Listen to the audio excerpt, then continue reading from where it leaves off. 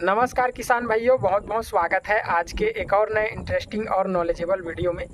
किसान भाइयों, अभी मैं हूं अपने हरे भरे खेत में। किसान भाइयों, अगर आप लोग बरसात में धान की खेती लगाना चाहते हैं तो दोस्तों धान की खेती करने के लिए सबसे पहले नर्सरी तैयार करना होता है। दोस्तों आज के इस वीडियो में हम दो चीज़ों के बारे में चर्चा करेंगे। नर्सरी तैयार करते समय हम कौन कौन सी दो चीज़ों को कंट्रोल करना होता है और दो चीज़ों को ध्यान में ज़्यादा रखना होता है। तो किसान भाइयों, सबसे पहले अगर हम लोग देखें तो दोस्तों नर्सरी कब तैयार करना चाहिए और कैसे तैयार करना चाहिए। दोस्तों नर्सरी तैयार करने का सही टाइम क्या होता है अगर हम लोग बरसात में धान की खेती करना चाह रहे हैं तो किसान भाइयों, धान की खेती बरसात में करने के लिए नर्सरी उस टाइम देना चाहिए जब आपके इलाका में मानसून की आवक हो गई हो या आवक होने वाली हो, या फिर दोस्तों जैसे कि आप लोग देखें तो वातावरण का टेम्परेचर कैसा है, कितना टेम्परेचर है। दोस्तों टेम्परेचर ज़रूरत से ज़्यादा नहीं होना चाहिए, यानी कि 40-42 डिग्री से ऊपर टेम्परेचर नहीं होना चाहिए, मतलब 40 से नीचे ही टेम्परेचर रहना चाहिए। ऐसा माहौल होना चाहिए। ज़मीन में दोस्तों नमीपन होना चाहिए। ऐसा देखिए, जैसे कि दोस्तों आपके क्षेत्र में ऊपर की जो प्राकृतिक वर्षा 1-2 बार हो गई हो, ऐसा माहौल होना चाहिए। और 1-2 बार वर्षा कब होती है? जब आपके क्षेत्र में मानसून आता है। तो आप पता लगाइए आपके क्षेत्र में मानसून कब आता है। जैसे कि हम हमारे छत्तीसगढ़ मध्य प्रदेश की बात करें तो छत्तीसगढ़ मध्य प्रदेश में लगभग 15 जून से लेकर 20 जून के मध्य में दोस्तों मानसून की पहली झलक 1-2 बार बारिश देखने को मिल जाती है। तो दोस्तों जैसे ही आपके तरफ मानसून की पहली झलक 1-2 बार बारिश आ गई होती है तो उस टाइम पर दोस्तों आप लोग नर्सरी तैयार कर सकते हैं। यानी कि सीधी भाषा में कहें दोस्तों तो 15 जून के आसपास आप लोग नर्सरी प्रिपरेशन कर सकते हैं अगर आप छत्तीसगढ़ से हैं, मध्य प्रदेश से हैं। और दोस्तों कई किसान भाई जो अपना उत्तर प्रदेश है, बिहार है, झारखंड है, इन किसान भाइयों को भी मानसून की इंतज़ार करना चाहिए। मानसून आने के बाद ही नर्सरी तैयार करना चाहिए। दोस्तों जैसे ही नौतप्पा हटता है उसके बाद ही आप लोगों को नर्सरी तैयार करना है। अगर आप नौतप्पे में ही नर्सरी तैयार कर देंगे तो दोस्तों नौतप्पा में बहुत ही ज़्यादा हाई टेम्परेचर रहता है। किसी किसी साल बारिश हो जाती है, बाकी दोस्तों ज़्यादातर जो टाइम होता है नौतप्पा के सीज़न में हाई टेम्परेचर रहता है। तो दोस्तों इस बार नौतप्पे में हल्की हल्की बारिश हुई थी हमारे तरफ, बाकी आपके तरफ कई जगहों पे, जैसे कि दिल्ली के इलाका की बात करें और अपना बात करें जैसे कि उत्तर प्रदेश की, तो दोस्तों कई जगहों पर नौतप्पा में बहुत ही हाई टेम्परेचर था।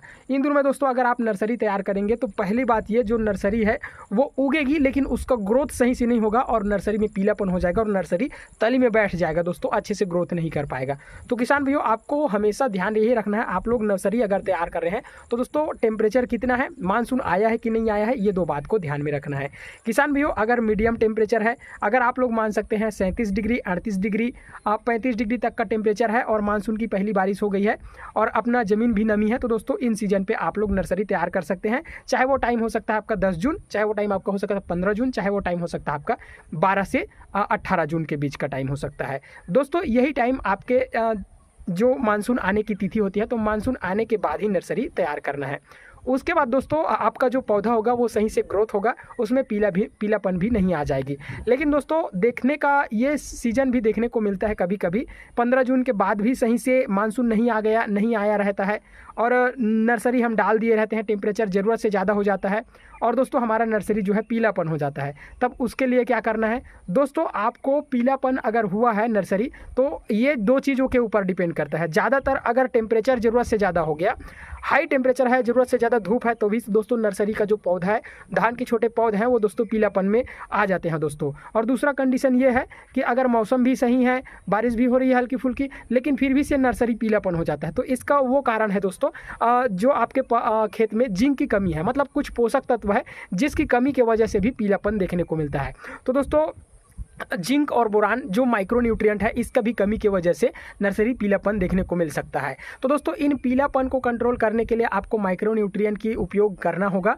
जैसे कि दोस्तों अगर आपके क्षेत्र में जो टेम्परेचर है वो अनुकूल है, मतलब 30 डिग्री के आसपास, 30-35 डिग्री के आसपास है और दोस्तों बारिश भी कभी कभी हो रही है, लेकिन फिर भी से नर्सरी पीलापन है, तो दोस्तों समझ जाइए आपके जो खेत में थोड़ा सा कुछ माइक्रोन्यूट्रिएंट की कमी है, जैसे कि बोरान हो गया और दोस्तों जैसे कि अपना जिंक हो गया। इन तत्वों को पूर्ति करने के लिए आप लोग जिंक का मतलब खाद जो है छिड़काव कर सकते हैं दोस्तों। इससे आपका जो पौधा है वो हेल्दी हो जाएगा। कुछ हल्की मात्रा में DAP डाल के दोस्तों अपने धान को बढ़िया से ग्रोथ करवा सकते हैं और धान में पीलापन को कंट्रोल कर सकते हैं। बाकी दोस्तों ये अगर ज़रूरत से ज़्यादा टेम्परेचर की वजह से ऐसा हुआ है, नर्सरी पीलापन अगर हुआ है, तो दोस्तों आपको ध्यान में रखना है शाम टाइम दोस्तों पानी सिंचाई देना है और खाद कोई भी खाद नहीं डालना है। अगर ज़रूरत से ज़्यादा टेम्परेचर है, 40 से 42 डिग्री टेम्परेचर है अगर, और दोस्तों बारिश भी नहीं हुई है एक भी बार, और नर्सरी पीलापन हो रहा है, तो समझ जाइए ये पोषक तत्व की कमी नहीं है, ये दोस्तों धूप की वजह से ही पीलापन हो रहा है, ज़्यादा टेम्परेचर की वजह से पीलापन हो रहा है। अगर आप इसमें खाद डालोगे तो गलत हो जाएगा। खाद जो है दोस्तों वो और भी पौधों को नुकसान पहुंचा सकता है दोस्तों। इस वजह से दोस्तों आप लोगों को मौसम को भी देखना है, क्लाइमेट को भी देखते रहना है, और तभी आपको चीज़ों को यूज करना है, चाहे वो खाद हो चाहे वो दवा हो। किसान भाइयों, आप लोगों को ऐसे सिचुएशन में क्या करना है, जब टेम्परेचर बहुत हाई है तो दिन में पानी नहीं देना है दोस्तों। शाम के टाइम आप लोग पानी दीजिए या रात में पानी दीजिए। ऐसे जो पानी देने से दोस्तों हमारा ज़मीन में नमी रहेगी और ठंडक बनेगी, तो नीचे का जो क्लाइमेट होगा, जहाँ पर धान का पौधा रहेगा, उस जगह की जो क्लाइमेट होगा वो टेम्परेचर थोड़ा सा मैनेज बनेगा, और दोस्तों धीरे धीरे करके नर्सरी जो है वो हेल्दी होती चली जाएगी। और जब तक मानसून नहीं आएगा दोस्तों तब तक तो नर्सरी देना ही नहीं है, क्योंकि दोस्तों यही कारण होता है नर्सरी को पीलापन लाने में, या फिर नर्सरी को ख़राब होने में, या फिर दोस्तों खरपतवार उगाने में। तो किसान भाइयों, ये तो हो गई नर्सरी की पीलापन को कंट्रोल करने के बारे में हमने आपको बताया।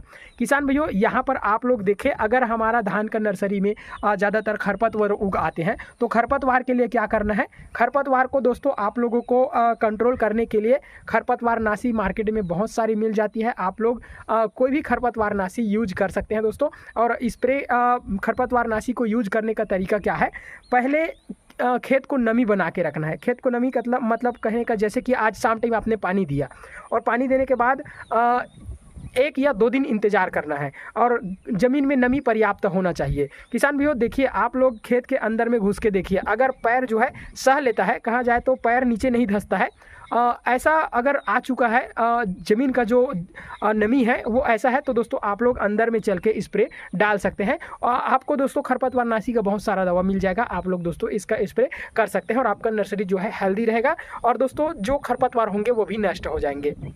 कई प्रकार के खरपतवार आते हैं, जैसे कि जो चौड़ी पत्ती वाली खरपतवार अलग आती है। तो दोस्तों आपके खेत में जिस तरह का खरपतवार है उस तरह का आप लोग जाके दोस्तों कृषि केंद्र में बताइएगा। जैसे कि दोस्तों आपके धान की नर्सरी में लंबी पत्ती वाली खरपतवार है या फिर चौड़ी पत्ती वाली खरपतवार है, पहले आप खेत को ध्यान से देखिए सभी जगहों से घूम के, उसके बाद दोस्तों आप पता लगाइए कि कौन सा जो खरपतवार है वो ज़्यादा है आपके खेत में। अगर आपके खेत में चौड़ी पत्ती वाली खरपतवार ज़्यादा है तो दोस्तों आपको कृषि केंद्र में जाके बताना है कि हमारे खेत में चौड़ी पत्ती वाली खरपतवार ज़्यादा है। और दोस्तों अगर लंबी पत्ती वाली खरपतवार ज़्यादा है तो कृषि केंद्र में जाके बताना है लंबी पत्ती वाली खरपतवार ज़्यादा है। तो दोस्तों वो आपके जो खेत में जैसे भी सिचुएशन रहेगा उसके हिसाब से आपको उसके थ्रू उसके अकॉर्डिंग दोस्तों आपको खरपतवार नाशी दिया जाएगा, और दोस्तों उसको आप लोग डाल सकते हैं। डालना कैसे है, एक 15 लीटर की टंकी होती है, उसमें आप लोग दोस्तों 15 से 20 ml ही डाल सकते हैं अगर लिक्विड फॉर्म में है, और अगर दोस्तों पाउडर फॉर्म में है तो आप उसको 20 से 30 ग्राम ले सकते हैं दोस्तों, ज़्यादा नहीं लेना है दोस्तों। ये खरपतवार नाशी पौधों को भी कुछ नुकसान करता है। देखिए दोस्तों, अगर आपने खरपतवार नाशी डाला है और टेम्परेचर बहुत ज़्यादा है तो दोस्तों ये कुछ ना कुछ पौधों को भी नुकसान करेगा। तो दोस्तों आप उस समय पर खरपतवार नाशी डालें जिस समय पर दोस्तों वातावरण का जो बनावट है वो बदली वाला हो, जैसे कि दोस्तों कुछ कुछ बारिश हुई है या कुछ कुछ बदली है, ज़रूरत से ज़्यादा टेम्परेचर नहीं है, ज़रूरत से ज़्यादा धूप नहीं निकली है, तो दोस्तों ऐसे समय पर आप लोगों को नर्सरी में दोस्तों खरपतवार नाशी डालना है। दोस्तों नर्सरी को ग्रोथ कराने में बहुत ही ज़्यादा ध्यान देना पड़ता है, बहुत ही ज़्यादा नर्सरी का केयर करना पड़ता है, तब जाके दोस्तों एक स्वस्थ और हेल्दी नर्सरी तैयार होता है, और उसके बाद हम उसको खेत में लगाते हैं। किसान भाइयों, अगर आपका नर्सरी ही स्वस्थ नहीं रहेगा, हेल्दी नहीं रहेगा, तो पौधा भी ठीक से अगर प्लांटेशन करेंगे तो पौधा भी ठीक से ग्रोथ नहीं होगा, और दोस्तों प्रोडक्शन में भी कमी देखने को मिल जाती है। तो दोस्तों पहला और अच्छा स्टेप यही होता है कि नर्सरी आपका हेल्दी होना चाहिए, स्वस्थ होना चाहिए। दोस्तों ये सबसे ज़्यादा इंपॉर्टेंट बात है कि नर्सरी को आप कैसे मैनेजमेंट कर रहे हैं। अगर नर्सरी आपका बढ़िया है तो दोस्तों अगर आप स्वस्थ पौधा खेत में लगाओगे तो दोस्तों वो पौधा जल्दी से ग्रोथ करेगा और ज़्यादा से ज़्यादा कल्लों का फुटाव देगा और दोस्तों वो प्रोडक्शन भी अच्छा खासा देके जाएगा। अगर आपका नर्सरी ही बीमार है तो दोस्तों आप दूसरे खेत में प्लांटेशन करोगे तो दोस्तों दूसरे खेत में भी वो बीमार ही रहेगी और दोस्तों वो अच्छे से ग्रोथ नहीं कर पाएगी। इस वजह से दोस्तों नर्सरी को आप जितना हेल्दी रख सकते हैं, जितना स्वस्थ रख सकते हैं, उतना ही अच्छा होगा दोस्तों। इसी वजह से दोस्तों नर्सरी पर ज़्यादा केयर करना पड़ेगा, ये ज़्यादा इंपॉर्टेंट बात होती है दोस्तों। किसान भाइयों, एक बहुत ही ज़्यादा चर्चित और लोकप्रिय खरपतवारनाशी बिस्पायरीबेक सोडियम 10SC है। ये दोस्तों ज़्यादातर किसान भाई लोग अपने धान की नर्सरी के लिए यूज करते हैं। तो दोस्तों आप लोग इसका भी यूज कर सकते हैं अगर आपको अवेलेबल है आपके क्षेत्र में, और दोस्तों अवेलेबल नहीं है तो दूसरा भी बहुत सारा मिल जाएगी। तो इस तरह से जो खरपतवारनाशी है इसको आप लेके दोस्तों स्प्रे कर सकते हैं दोस्तों।